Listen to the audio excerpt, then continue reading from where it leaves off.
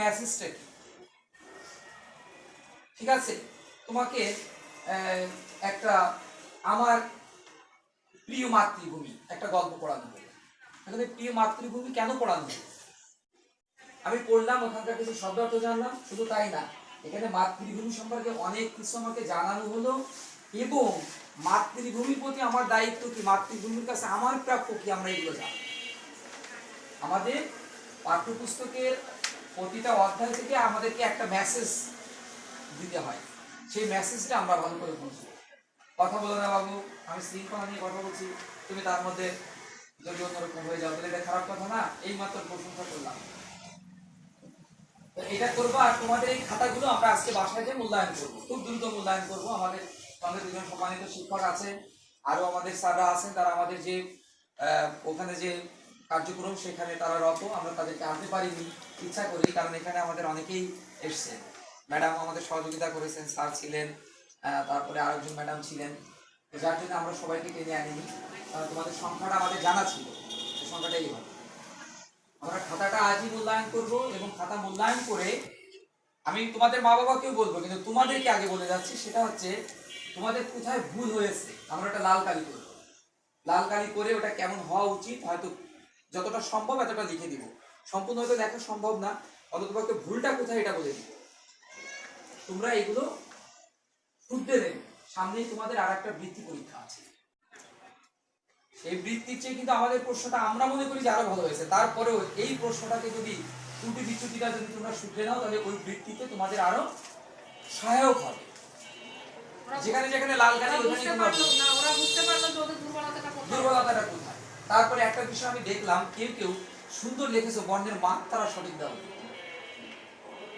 কোন বর্ণটা পূর্ণ মাত্রা, কোন বর্ণটা অর্ধমাত্রা, কোন বর্ণটা মাত্রাহীন। আমরা তো অনেক সময় কিন্তু বকা দিই, আরে কিন্তু মাত্রা তো মাত্রা জানি না স্যার। আমরা কিন্তু এরকম মাঝে মাঝে অনেক জায়গায় বকা দিই কাউকে ছোট করার জন্য।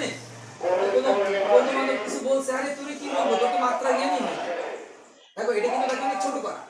তোমার যদি সে মাত্রা জ্ঞান না থাকে তাহলে তোমার পাঠদানটা কিন্তু অনেকটা ব্যর্থ হবে। তো বাসায় যে এটা শুধরাবে।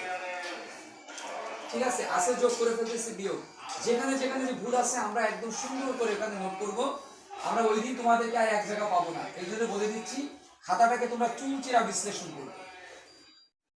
কোন সাবজেক্টে কোথায় আমাদের কম হলো আমরা সেইগুলো আবার বেশি বেশি করে করবো।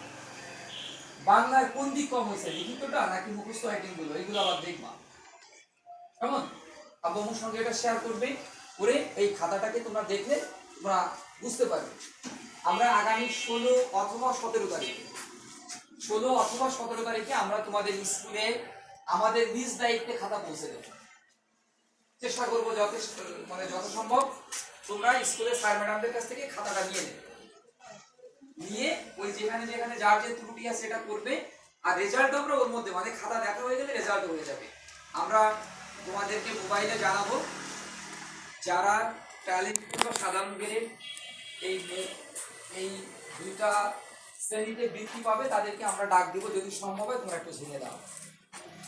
সবাইকে নিয়ে নি, দেখো কষ্ট করে তোমাদের এত লোক নেই, হয়তো ওখানে 5-6 জন কি 8 জন বৃত্তি পাবে, তারা একটু কষ্ট করে এসো। বা আমরা যদি সিদ্ধান্ত নিয়ে এখানে আনতে পারি চেষ্টা করবো, তবে একটা স্কুলে না এনে সবাই ওরকম জায়গায় গেলে ভালো। তোমাদেরকে আমরা একটু পুরস্কৃত করবো, আমরা ওইটা একটু সময় নেবো এই জন্যে যে তোমাদের ওই পুরস্কারটা আমরা বানাবো, তোমাদের ছবি দিয়ে হয়তো চেষ্টা করবো একটা ক্রেস্ট তৈরি করে দিতে, আর একটা সার্টিফিকেটের ব্যবস্থা করবো। সার্টিফিকেটটা যত্ন করে রেখে দিবে, ভবিষ্যতে যে কোনো জায়গায় তোমরা এটা শো আপ করবে।